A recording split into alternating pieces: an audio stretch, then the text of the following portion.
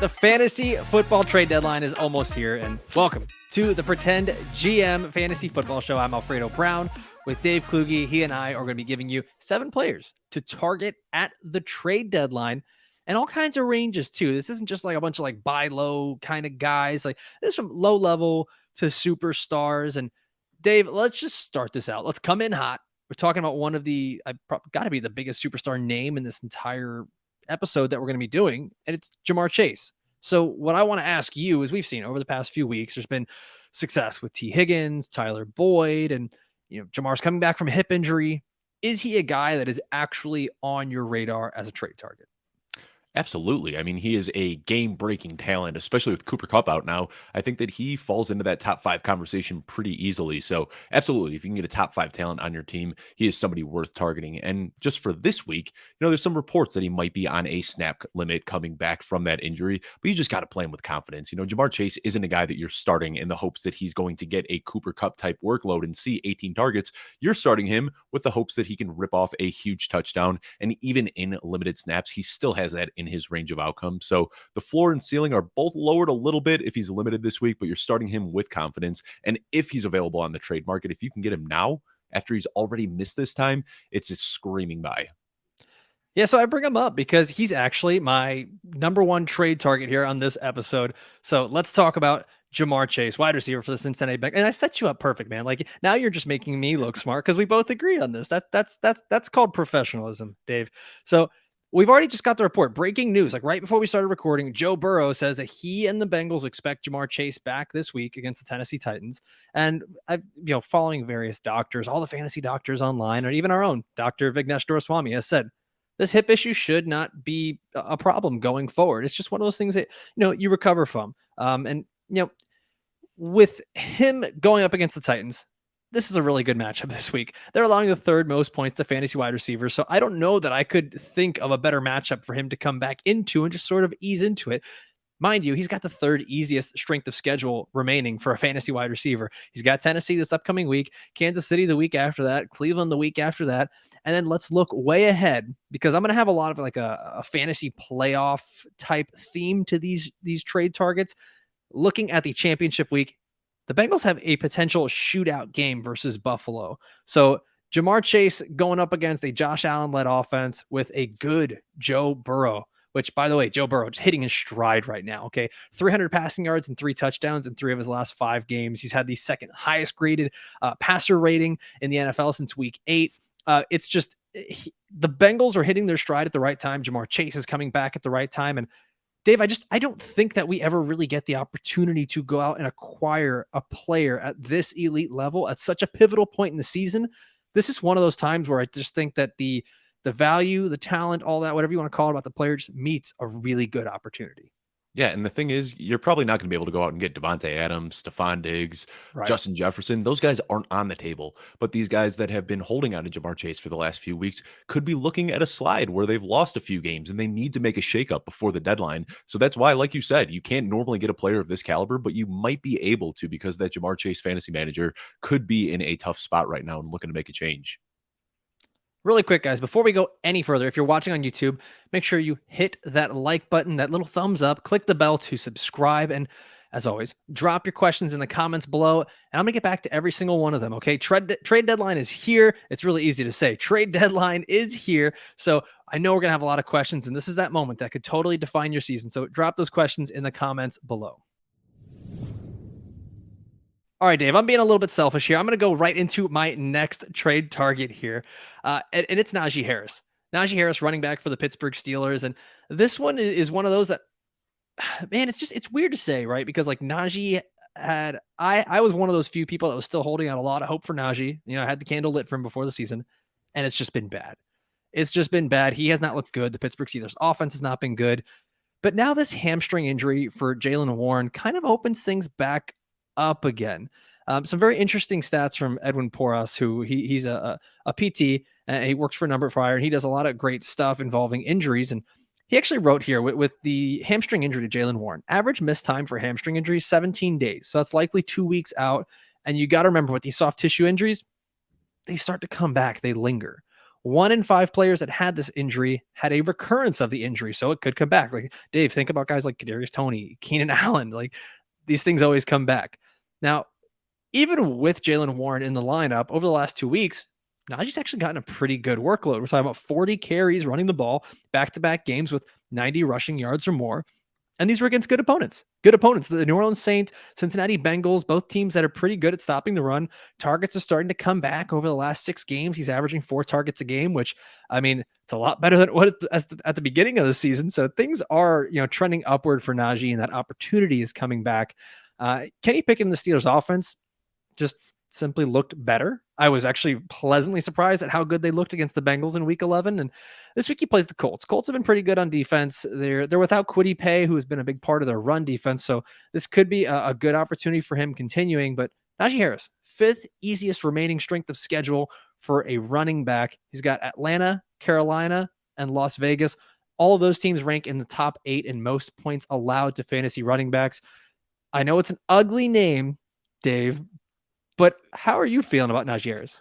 I think the one thing that jumps out to me is the rushing yards over expectation per attempt. That's a stat that I really like to measure a running back's efficiency. And right now, looking at the bottom of the NFL, we're looking at Darrell Henderson, Clyde Edwards-Helaire, Melvin Gordon, Cam Akers, and Najee Harris as the bottom. So that's the one thing that concerns me is the efficiency hasn't really been there this year. But we know that Mike Tomlin is a great coach. And I think that if anything, him kind of pushing Najee to the back burner in favor of Jalen Warren seemed to have lit a little bit of a fire under him, because last week he did have some juice and he was breaking tackles and looked like a much better player than he did early in the season. So we've got a pretty big sample size at the beginning of the season where Najee Harris didn't look good at all. But over the last couple of weeks, we are starting to see him take a step forward. So right now, you can get him for cheap. And because of that, I don't hate it. I don't want to go out and trade a stud, but if you're able to flip a guy who's hot right now, a Jeff Wilson Jr., or maybe even a Ramondre Stevenson, who is starting to lose some touches, and you can bring in a guy like Najee Harris, I like it. Just don't go away and trade away too much for Najee Harris. Let's play a little game here. I want to do this. So let's get almost a similar player running back. Would you trade Jamal Williams for Najee Harris? I think in this situation, I'd probably prefer Najee Harris, and Jamal Williams has been great, but I don't know if you can bank on him scoring 2 or 3 touchdowns every single week. So I think I'd go Najee here. Yeah, I think that's kind of the trade market you want to look at, is one of those guys that you want to be able to trade away before they turn into a proverbial pumpkin. So Najee Harris, I really like him as a trade target going forward. All right, Dave, I'll stop being so selfish. You are up, sir. You have actually one of my favorites here for the trade target episode. Talk to me about Isiah Pacheco. Now, I got to say, to start the season, I was not in on Isiah Pacheco at all. I mean, we've been fooled by all of these guys in Kansas City, these late round running backs that we think are going to be the guy. Even when they draft a first round running back in Clyde Edwards-Helaire, he ended up not being the guy. So I had my guard up when it came to Isiah Pacheco. But you got to look at the numbers here. I mean, a 4.37 40-yard dash puts him in the 99th percentile. 27 bench reps at the combine put him in the 93rd percentile for strength. I mean, this guy's an athlete, and you can see it on the field. And don't get me wrong, there are a lot of deficiencies with him as a runner. He lacks vision, he lacks patience, and you see him running into the back of his offensive line and making some really bonehead calls when he gets the ball in his hand. But when he hits the hole, he passes the eye test with flying colors. He's got quick and active feet. He isn't afraid to get low and run through a defender. And he's just fast. I mean, he's got an elite burst that just jumps off the screen when you watch him play. Kansas City has now increased his workload over the last couple of weeks, which is obviously a really good sign. And he just had the first 100-yard rushing game by a Chief in over a year. So his ceiling is going to be limited because he doesn't get that pass catching work. That is unfortunately going to Jerick McKinnon. But if he starts seeing some goal line opportunities with the workload that he is already receiving, that just pushes him into that league winner territory. And we just talked about Jamar Chase, being the kind of breaking news that he is going to be coming back. Well, we just got word less than a half hour ago that Clyde Edwards-Helaire hit IR with a high ankle sprain. So he's going to miss at least the next 4 weeks. So I don't think that Isiah Pacheco is going to get any passing down work just because of his struggles as a pass catcher and a pass blocker, but he is going to see somewhere between 15 and 20 rushes a game.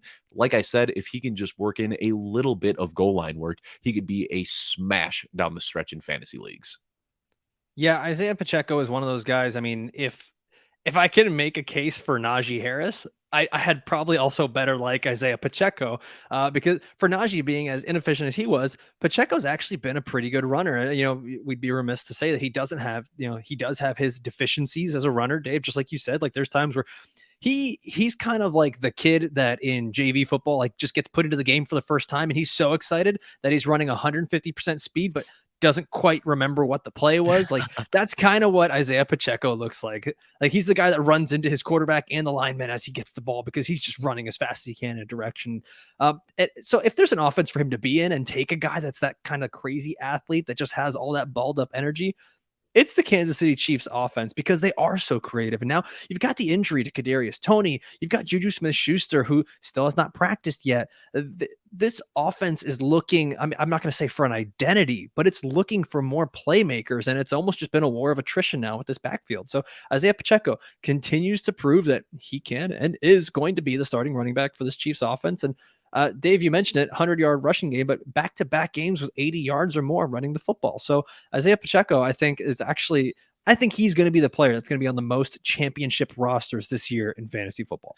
Yeah, it seems like when he touches the ball, he's doing one of two things. He's either running into his own offensive line or he's picking up 12 to 15 yards. I mean, he's got two things that are happening pretty much every single time he touches the ball. And with that kind of explosiveness on an explosive offense, I think that he is absolutely worth the risk. All right, so my next guy here that I have as a trade target is DK Metcalf, wide receiver for the Seattle Seahawks. And you know what? I'm going to do a little 2-for-1 package. All right. It's almost at Black Friday. So let's talk about like a sale here. You 2-for-1. This also works for Tyler Lockett. A lot of the things I'm going to say here just also works for Tyler Lockett. And the thing is, what makes me lean towards DK Metcalf over Lockett is DK actually leads the NFL in end zone targets with 13. And I think that's one of those stats that I just don't think we pay enough attention to, right? Especially a guy like this, where when it comes to the wide receiver position, having that ceiling is just so important. I think we could all, for the most part, pretty much gauge who's going to get the volume, who's going to get, the PPR points, but to have that ceiling of touchdowns, that's what makes a guy like Devontae Adams just shoot up the leaderboard in terms of fantasy points each week. And so right now, DK Metcalf, he's number 11 in targets per route run rate, 25%. So we know that the usage is there. We know that he's getting good targets in the end zone. And then to take a look at it, Seattle, they've got the 9th easiest remaining strength of schedule for a fantasy wide receiver. That's why I say it kind of works also for Tyler Lockett as well.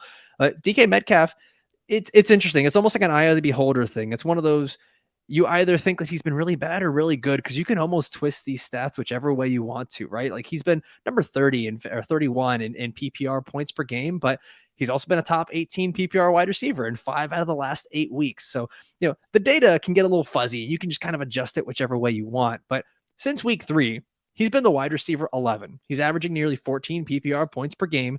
Lockett, by the way, has been the wide receiver 7. So these Seattle wide receivers have been very good. They've got 3 easy opponents coming up next: the Raiders, the Rams, and the Panthers. And then we talked earlier about having that playoff spin to things. They've got 2 shootouts. Most likely, I'm assuming here, San Francisco 49ers and the Kansas City Chiefs, 2 teams that could score points. And the Seattle Seahawks are likely going to be passing the ball a lot. Dave, how do you feel about DK Metcalf?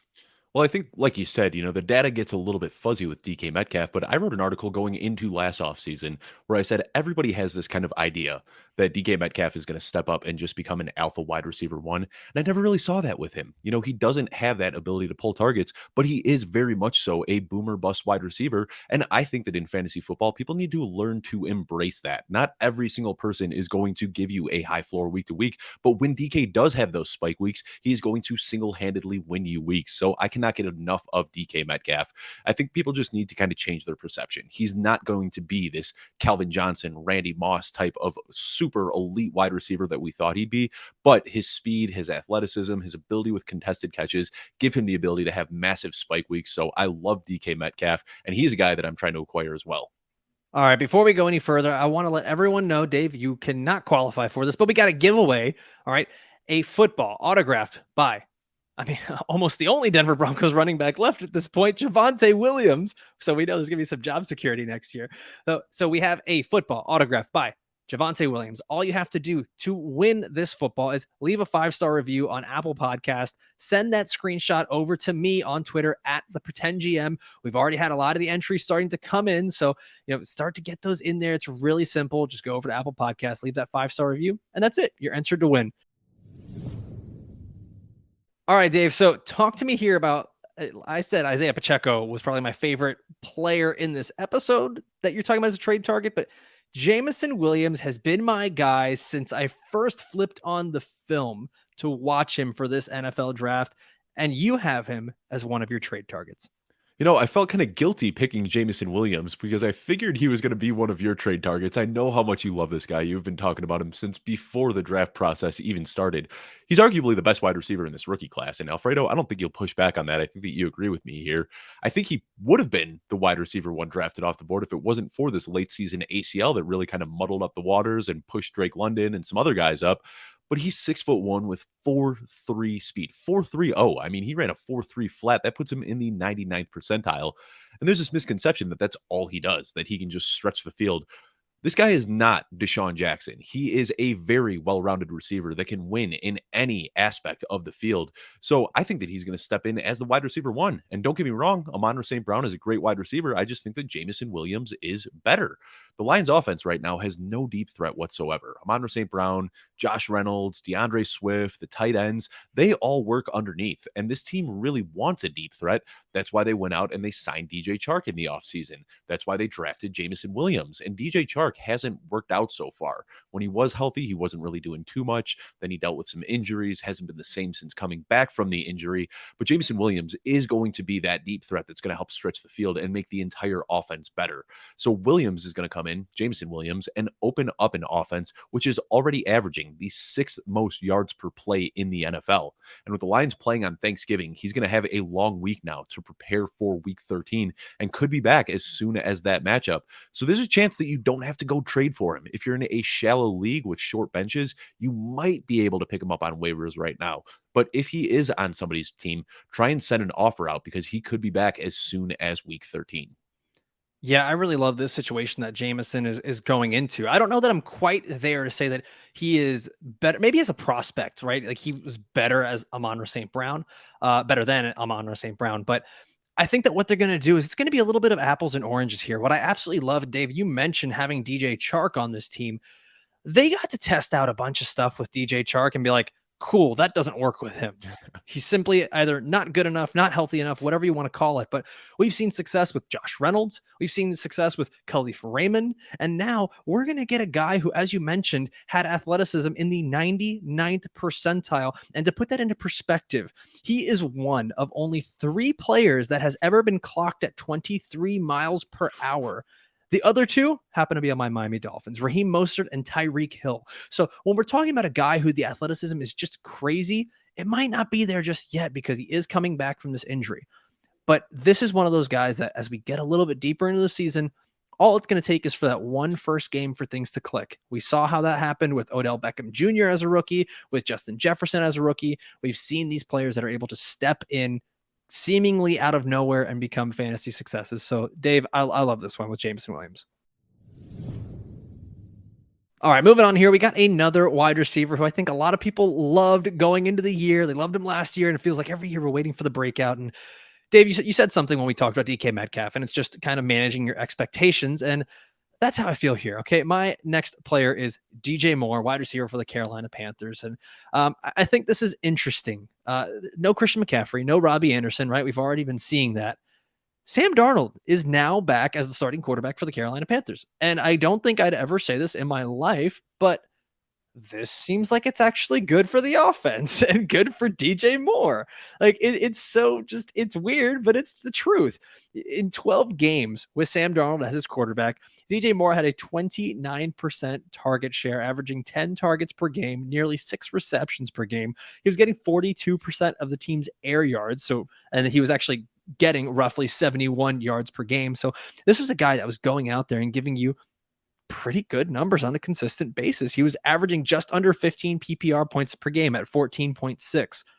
To put it into perspective, this year he's only had 2 games with 14 or more PPR points. So if that's what he was averaging with Sam Darnold, and this year he hasn't even been close to that, yeah, I'm pretty excited about having Sam Darnold back. Mind you, if I take those numbers that he had last year, that point per game average and what he was doing with Sam Darnold, he'd be the wide receiver 10 in PPR this year. I don't know what that says more about, whether it's the wide receiver production, the health of players, or just maybe Sam Darnold's a god. I don't know. But right now, DJ Moore's been the wide receiver 28, and I don't think that any fantasy football manager who has been rostering DJ Moore wants to keep him on their team. I think they'd be happy to get rid of him. And if you're able to get DJ Moore, this is one of those guys, if you stash him and you kind of look towards those playoffs, week 14, he's got Seattle, then Pittsburgh, and then Detroit all throughout the fantasy playoffs. And those are some juicy matchups. If he can kind of put up similar numbers, I think he gives you low-end wide receiver 2 value with some top 15 upside.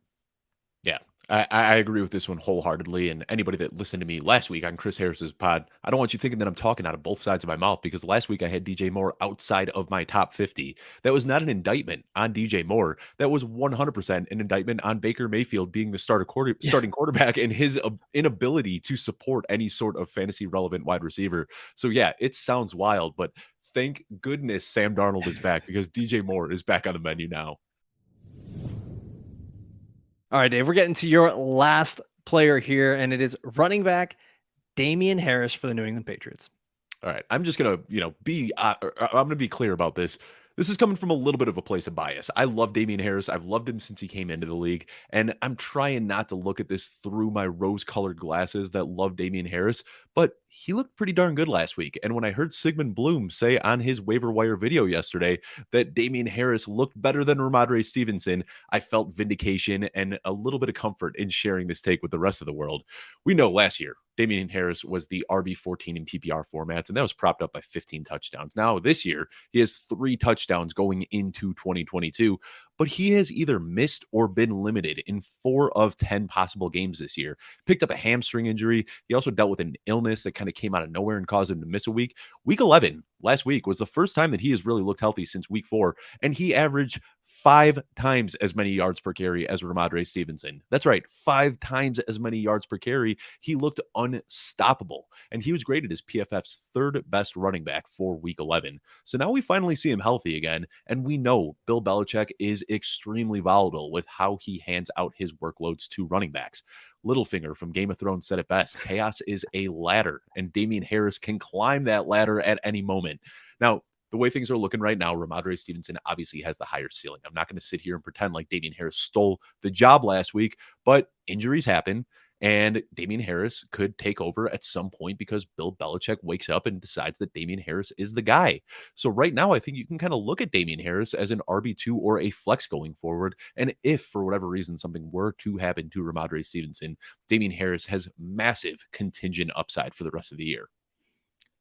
Okay, so first of all, I was not expecting a Littlefinger reference at any point during this episode. We could have gone for a 7-hour episode, and I never would have guessed that there would have been a reference to Littlefinger in this.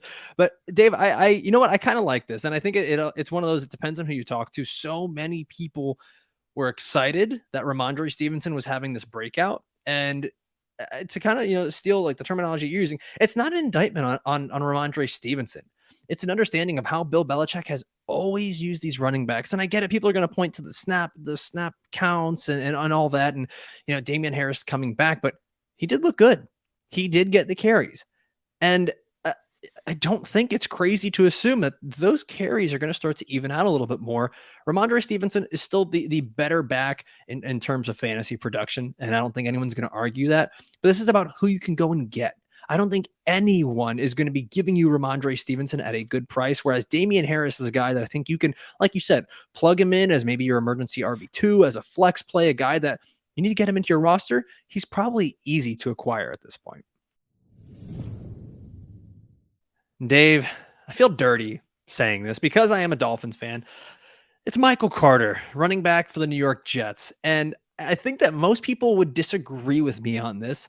And I don't know if you disagree with me on this, because I think that everyone is really, really excited about Garrett Wilson and Elijah Moore simply because Zach Wilson is no longer the starting quarterback for the Jets. In this case, though, I really want to zig while everyone else is zagging. The new quarterback for the Jets is going to be Mike White. So what have we seen from Mike White in the past? He really loves to throw to the running back. So per Ian Hartitz of Pro Football Focus, he wrote this the other day on Twitter. He's a great follow, by the way. Go check him out. That Mike White, Joe Flacco are the only two quarterbacks with a check down rate of at least 10% over the past 2 seasons with a minimum of 100 dropbacks. To put that into perspective, that nearly doubles, the check down rate of Zach Wilson, who was just at 5.3. So Mike White now being named the starting quarterback means good things for that running back room as a whole. And I think that if I had to pick a guy out of this that you can go out and get, and he can give you back some value off of a trade, it's Michael Carter. Last season with Mike White, Carter was averaging 19.5 PPR points. Like, that's not a typo. It was 19.5 PPR points in games where Mike White was the starter. He was getting nearly 9 targets per game, averaging 60 receiving yards on 6 receptions per game. And then he would add just typically another 50 yards rushing per game. And we're so far removed from when Michael Carter last season in week 8 was actually the PPR running back number 1 overall that week, because he was targeted 14 times, Dave Kluge. 14 times. I'm not saying this is one of those guaranteed things where, now that Mike White is in there, Michael Carter is going to be the stud running back. But we've seen that the ceiling is there. We see that the opportunity is there. I get it. There's now the addition of Garrett Wilson, but this is still Mike White. We have no idea what he's going to be able to do from a passing standpoint, getting the ball downfield to his wide receivers. We know what he does when he's worried. He has his security blanket. It's the running backs. If you're thinking of James Robinson, he was outsnapped last week by Ty Johnson. He has not looked good this season. Michael Carter and the Jets running back room have the second easiest strength of schedule going forward. They've got, just to name a few, Chicago, Minnesota, Detroit, Jacksonville, Seattle, all bad teams against running backs. I know Michael Carter had a bad or rough game last week, but I think that makes him a really, really low cost trade target that you can go after. Yeah, and I feel like this is one of those prime situations where you can kind of leverage the dynasty community's outlook on a player, because everybody in dynasty football is screaming that you need to sell Michael Carter. And I agree with that take, because if we're looking at, a couple of years in advance, Breece Hall is the guy that's going to run away with his backfield. But right now, if all we're playing for is in redraft is through the next few weeks, Michael Carter is going to be the lead back there. James Robinson has showed up and not done much of anything at all. So Michael Carter is going to get the carries, and he's going to get the pass catching work. Like you said, Mike White checks down a ton. So I like this. I mean, Michael Carter, as gross as it is to say, does kind of profile as a potential league winner right now. Well, that's it for us, everybody. Dave, thank you so much for joining me. We're going to be back next Monday with Dr. Vig. Dave, enjoy your Thanksgiving, sir. Audience member, enjoy your Thanksgiving. We'll see you next time. Adios.